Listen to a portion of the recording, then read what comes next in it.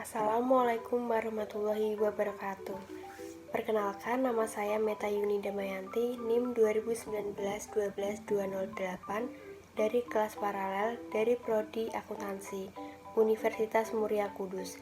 Di sini saya akan memaparkan mengenai materi kunjungan kuliah kerja lapangan di IAI atau Ikatan Akuntan Indonesia. Ikatan Akuntan Indonesia atau yang biasa disebut IAI adalah organisasi profesi yang menaungi seluruh akuntan Indonesia. Sebutan IAI dalam bahasa Inggris adalah Institute of Indonesia Chartered Accountants.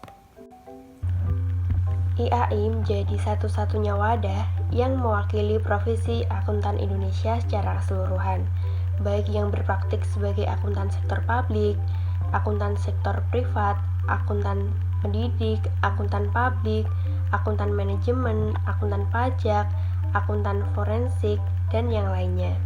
IAI didirikan pada tanggal 23 Desember tahun 1957 dengan dua tujuan, yaitu membimbing perkembangan akuntan secara mempertinggi mutu pendidikan akuntan dan mempertinggi mutu pekerjaan akuntan.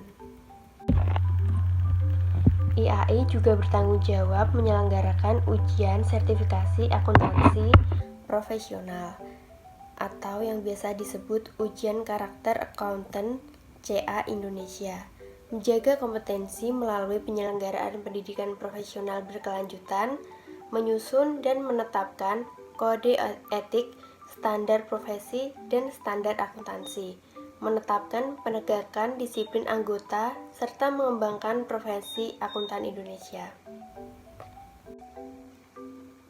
Selanjutnya, saya akan menjelaskan visi dan misi Ikatan Akuntan Indonesia.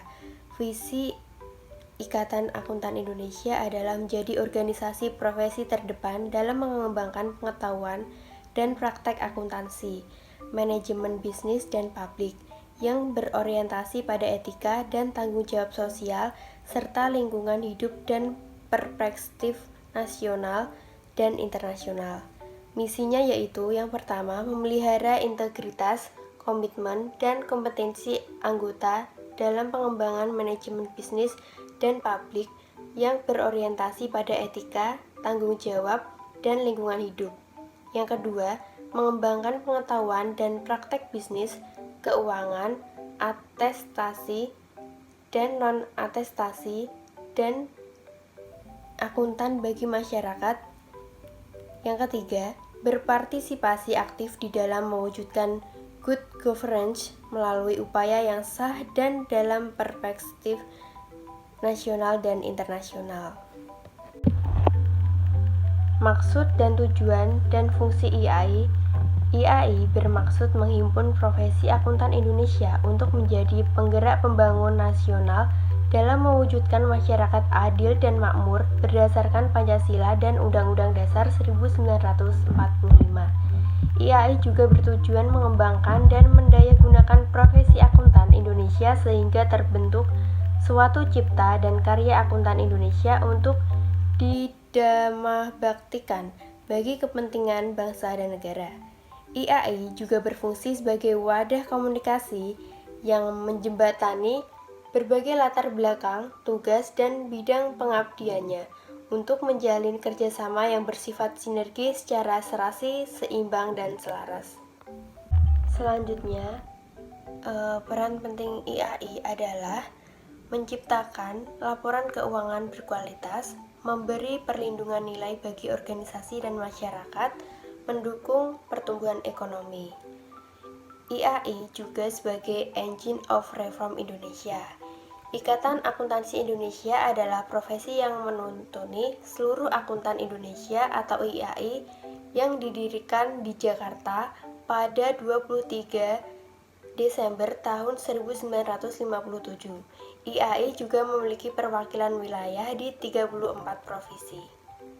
Produk utama IAI yang pertama adalah Standar Akuntan Keuangan, Kode Etik, Standar Profesi Jasa Akuntan, Panduan bagi Kantor Jasa Akuntan, dan masih banyak lagi. Pada zaman sekarang banyak ekonomi atau kegiatan ekonomi di dunia sudah digantikan dengan aplikasi yang modern dan sangat canggih. Di sini saya akan menjelaskan revolusi industri 4.0 and society 5.0. Ada banyak sekali marketplace yang sudah menggantikan pasar tradisional ataupun swalayan atau mall. Contohnya saja ada Bukalapak, Tokopedia, Shopee, dan yang lainnya. Begitupun juga sekarang banyak aplikasi tersebut ditemukan dan bisa digunakan secara mudah di seperti Android maupun iPhone. Selanjutnya, banyak sharing ekonomi yang ada di aplikasi seperti e-book, Bookmus, Zopa, dan yang lain lagi. Selanjutnya ada e-education yang memberikan banyak pengetahuan atau knowledge bagi kita untuk menambah pengetahuan. Pada saat ini, revolusi industri 4.0 yang dulunya ada perusahaan-perusahaan seperti ExxonMobil, General Electric, Gazprom, Microsoft, OT Group, Bank of America, Royal Dutch Shell, BP, dan Petrochina merupakan perusahaan tertinggi di dunia. Itu pada tahun sekitar 2006. Namun sudah digantikan dengan Apple yang menjadi perusahaan pertama di dunia pada tahun 2016.